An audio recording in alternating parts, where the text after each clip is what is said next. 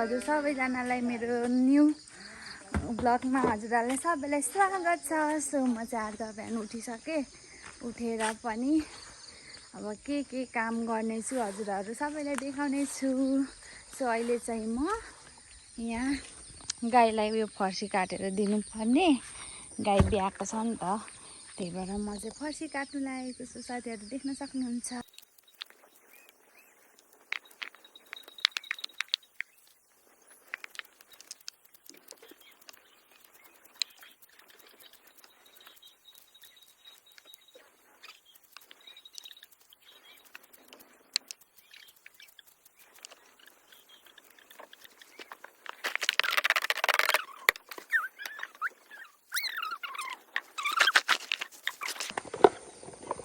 साथीहरू मैले चाहिँ फर्सी गट्टा पनि काटिसकेँ गाईलाई दिनुको लागि। अब गाईलाई दिनु लागेको।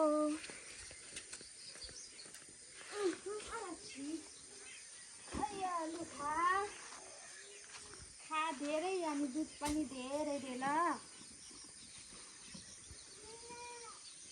सो फाइनली मैले चाहिँ गाईलाई खोले त होइन, के भन्नु त्यसलाई, आया चारो दिइसकेँ। हिलो छ। सो साथी म चाहिँ गाईलाई फर्सी काटेर दिएर पनि आइसकेँ। यता मेरो बहिनी चाहिँ आँगन सोर्दैछ। पानीले भिजेर आँगन चिसो छ र पनि सोर्दैछ। म चाहिँ अब यहाँ कुखुरा छोड्नु पर्ने छ। सानो चल्ले लागेर सकिसक्यो साथीहरू। भाग हाम्रो चाहिँ घर सबै पानी बाछिटाले बिजोक लिप्नु पर्ने। सो साथीहरू मैले कुखुरा पनि छोडिसकेँ। अब के कस्तो कामहरू गर्नेछु म तपाईँलाई मेरो भिडियोमा देखाउनेछु। सो साथीहरू म चाहिँ किचनभित्र आइसकेँ। किचनभित्र आएर नि फर्सीको मुन्टा केलाउनु लागेको। वाउ, आजभोलि त अब खानु पनि होइन पाइँदैन नि त, सिजन गइसक्यो। त्यही भएर म चाहिँ साग केलाउँदैछु। यता बहिनी म।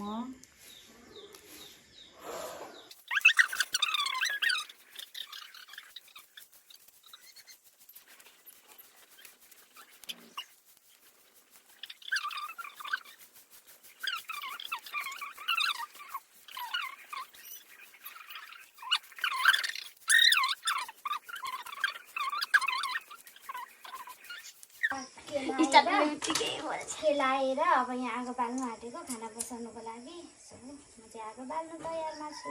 भरे हात पोलो भनेको भिजिएको हुन्छ।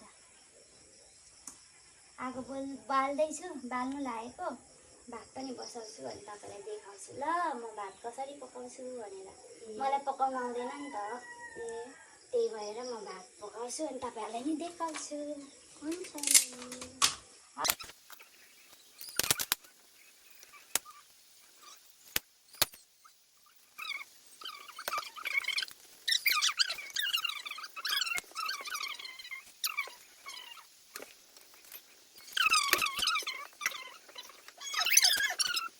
मैले भातको भाँडा पनि ल्याएँ। अर्को भाँडा चाहिँ मोलेको थिइनँ, त्यही भएर मैले यो भाँडा ल्याएँ। अब यसमा पानी हाल्नु बाँकी रह्यो। जब कहाँ छ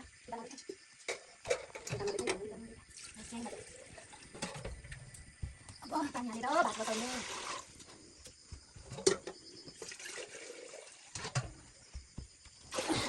तपाईँहरू को म जस्तो चुलोमा भात पकाउनुहुन्छ मेरो भिडियोमा कमेन्ट गर्नु होला।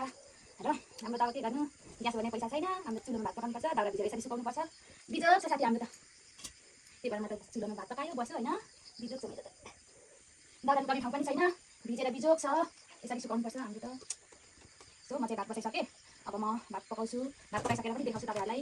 अरू के काम गर्छु सबै देखाउनेछु मेरो भिडियोमा अहिले। सो साथीहरू मैले चाहिँ होइन खाना पनि बनाइसकेँ। सो देख्नु सक्नुहुन्छ यहाँनिर, यहाँ भात, यहाँ दाल, यहाँ साग, फर्सीको मुन्टाको साग।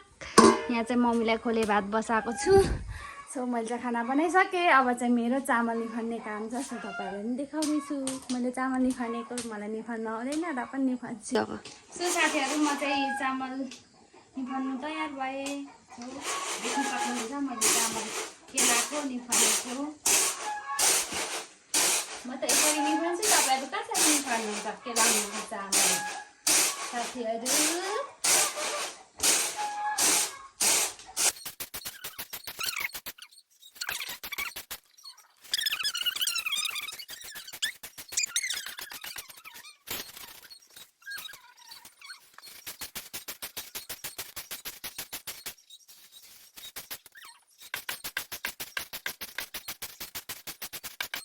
सो साथीहरू मैले चाहिँ चामल पनि केलाएर निकालेर आइसकेँ। अब चाहिँ मेरो काम अर्को छ। मेरो काम अर्को चाहिँ यहाँ सो गाइज यहाँ दिदीले चाहिँ घर लिप्दैछ होइन यसरी।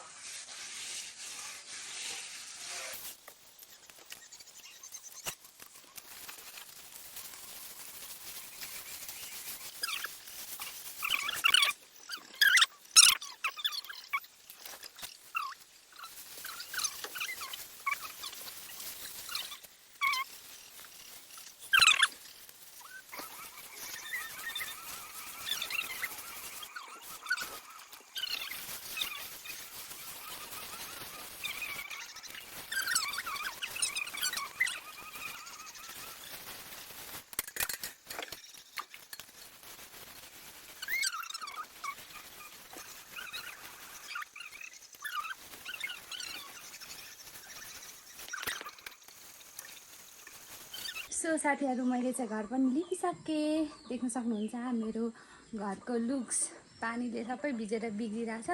सो हेर्नु अघि कस्तो थियो अहिले यस्तो भयो।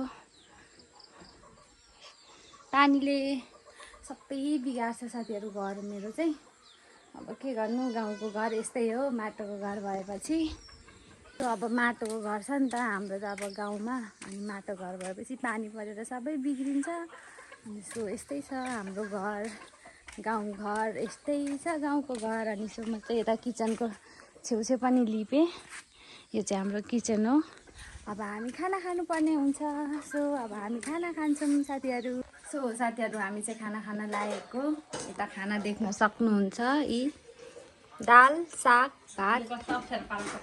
हामी मम्मीलाई बोलाएको, घाँस काट्नु जानुभएको छ नि त। मम्मी खोइ सुन्नु भयो कि सुन्नु भएन, आउनुहुन्छ। बुवा चाहिँ बाँदर जानुभएको छ, पालो दिनु जानुपर्ने। सो यहाँ दुईजना चाहिँ खाँदैछ खाना। यी बहिनी, यता अर्को बहिनीले खानु लागेको छ।